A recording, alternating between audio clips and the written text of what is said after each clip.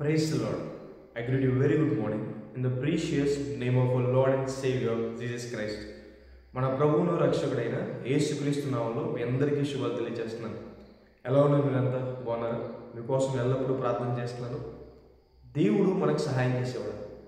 ప్రతిరోజు కూడా మనం దేవుని సన్నిధిలో సమయాన్ని గడపడం ద్వారా ప్రార్థన చేసుకోవడం, బైబిల్ చదవడం, ఇలా వాగ్దానం ధ్యానం చేయడం, ఇలా దేవునితో మనం సహవాసం చేయడం ద్వారా ఆ రోజు అంతట్లో కావాల్సిన దేవుని సహాయాన్ని, దేవుని తోడుని మనం అనుభవిస్తామని దేవుని వాక్యం సెలవిస్తుంది.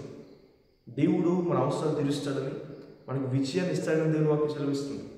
ప్రతిరోజు కూడా బైబిల్ గ్రంథంలోంచి ఒక వాగ్దానం ధ్యానం చేస్తున్నాం కదా.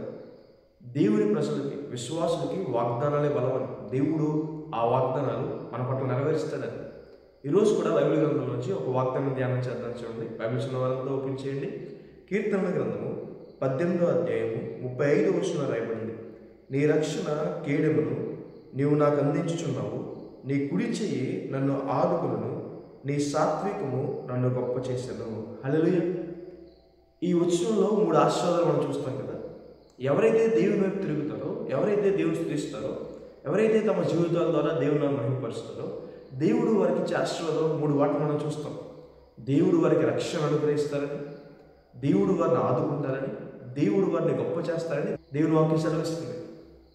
దేవుడు మనల్ని రక్షించేవారు. యేసు ప్రభువు ఈ లోకానికి వచ్చింది మనుషులు రక్షించడానికి. యేసు అన్న పేరుకి అర్థం ఏంటంట? రక్షకుడు అని. తన ప్రజల్ని వారి పాపం నుండి ఆయన రక్షిస్తాడు కాబట్టి ఆయనకి రక్షకుడు అని పేరు పెట్టబడుతుంది, యేసు అని పేరు పెట్టబడుతుంది.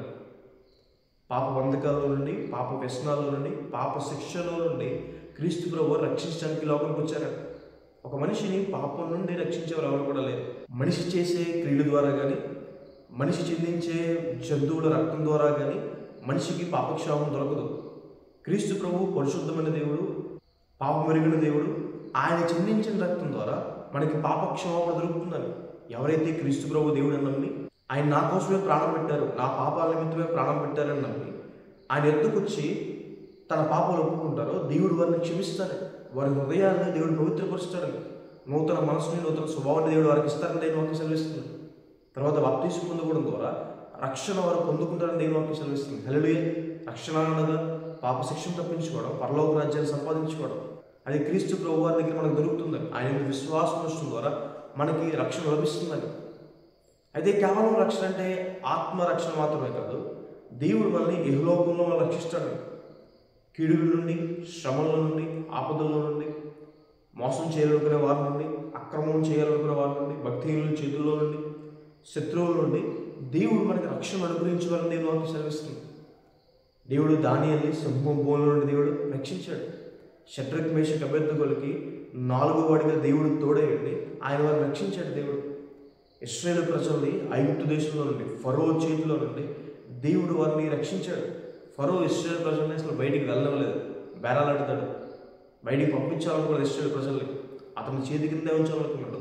కానీ దేవుడు తన మహాబలం చేత ఇశ్రాయేలు ప్రజల్ని బయటికి తీసుకొచ్చాడు, వారికి రక్షణ దేవుడు అనుగ్రహించాడు. ఈరోజు మీరు ఏ కష్టంలో అయితే ఉన్నారు, ఏ శ్రమలు అయితే ఉన్నారు, ఏ బాధలు అయితే ఉన్నారు, ఏ బంధకాలు అయితే ఉన్నారు, ఒకవేళ ఏ వ్యసనాలు అయితే మీరు ఉన్నారో, ఏ చీకటి బంధకాలు అయితే మీరు ఉన్నారో, దేవుడు ఈరోజు మీకు చేస్తున్న వాగ్దానం, దేవుడు రక్షిస్తాడని. ఆయన వైపు తిరిగి మీరు ప్రార్థన చేస్తే, యేసు నామమున మీరు బలపడితే, ఆయన యందు విశ్వాసం ఉంచితే ప్రతి బంధకాల నుండి దేవుడు రక్షిస్తాడు అని. హల్లెలూయా. 2 దగ్గర మనం చూస్తాం కదా, ఆయన కుడి చెయ్యి మనల్ని ఆదుకుందని దేవుని వాక్యం సెలవిస్తుంది. దేవుడు మనల్ని ఆదుకునేవాడు, దేవుడు మనల్ని ఆదరించేవాడు. మనకి సహాయం చేయడానికి ఎవరు కూడా ముందుకు రాలేము. కొన్నిసార్లు కొంతమందికి సహాయం చేద్దామని ఉద్దేశం ఉన్నా సహాయం చేసే సామర్థ్యం లేక, లేదా ఎవరు అడ్డుపడడం ద్వారానో కొన్నిసార్లు సహాయం చేయకుండా ఆగిపోతారేమో. కానీ దేవుడు అలాంటి పడక, ఆయన కుడి చెయ్యి మనల్ని ఆదుకుంటుందని దేవుని వాక్యం సెలవిస్తుంది. సమస్త సృష్టిని దేవుడు తన నోటి మాట ద్వారా కలగజేశారు, మనుషులను దేవుడు తన చేతితో చేశాడు. తన కుడి చెయ్యి మనల్ని ఆదుకుంటుందంటే అర్థం ఏంటంటే, దేవుడు తన బాహుబలంతో, దేవుడు సర్వాధికారంతో మనల్ని ఆదుకుంటాడేమో. మనుషులు మాటలు చెప్పి మనల్ని ఆదరిస్తారేమో, ఏం కాదు మేలు జరుగుతుందని మాటలు చెప్పి మనల్ని ఆదరిస్తారేమో. కానీ దేవుడు ఆ కార్యం చేసి మనల్ని ఆదరిస్తాడు. నాయన్ అనే గ్రామంలో ఒక కుమారుడు చనిపోతాడు. ఆల్రెడీ ఆమె భర్త చనిపోయాడు, కుమారుడు కూడా పోగొట్టేసుకుందామే. ఆ కుమారుడిని పాడి కట్టేసి బయటికి తీసుకొస్తుంటే క్రీస్తు ప్రభు ఆమె ఎందుకు చెప్పినమాట, అమ్మాయి ఏడవద్దారు. ఆ రోజు అదే మాటను చాలామంది చెప్పుకుంటారు ఆమెకి. కానీ వారందరూ చెప్పడానికి, క్రీస్తు ప్రభు వారు చెప్పడానికి తేడా ఏంటంటే, క్రీస్తు ప్రభు వారు ఏడవద్దని చెప్పిన దేవుడు తన కుమారుడిని మరణం నుంచి లేపి ఆమెకు సజీవంగా అప్పగించారు. దేవుడు ఆ క్రియ చేస్తాడు. ఏ కొరత అయితే మీరు ఉన్నారో ఆ కొరతను దేవుడు తీరుస్తాడు. దేవుడు మీ జీవితంలో అద్భుతాలు చేస్తాడని అన్నగారు దేవుని ముందుకు వచ్చి మొరపెట్టింది. ఎల్కానా ఎన్నిసార్లు ఆదరిద్దాం చూసినా ఆయన మాటలు అన్నగారికి ఆదరణ ఇవ్వలేకపోయింది. దేవుడిలో మొరపెట్టింది, ప్రభా నాకు ఈ కొరత తీర్చమని, నాకు సంతానం ఇవ్వమని. దేవుడు ఆమెను ఆదుకున్నాడని, ఆదరించాడని దేవుడు.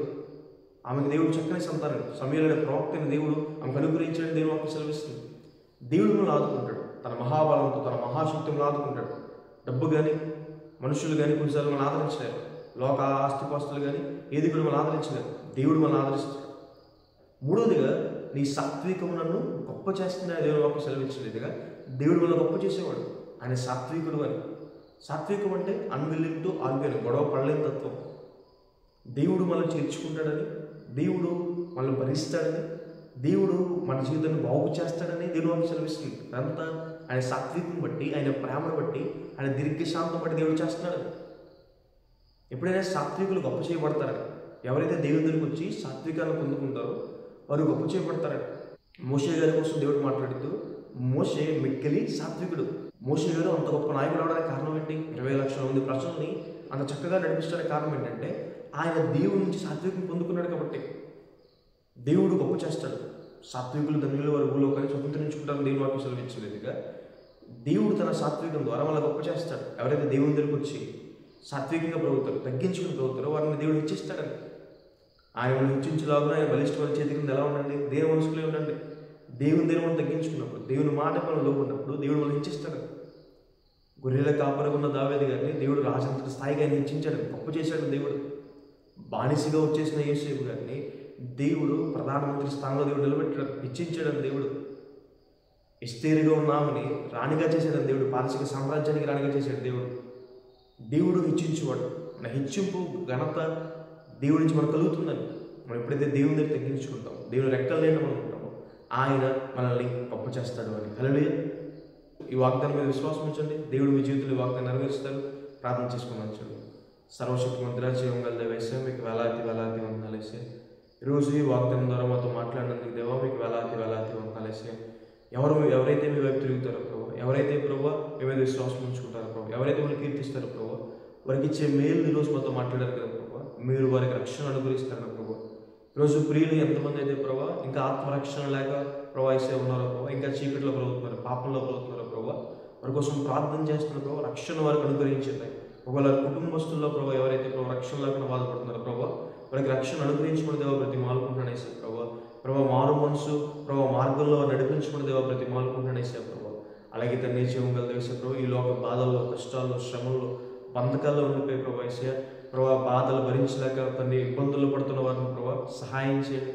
వారికి వాటి నుండి రక్షణ దయచేవాడు దేవా ప్రతి మాలుకుంటానేసే ప్రభు.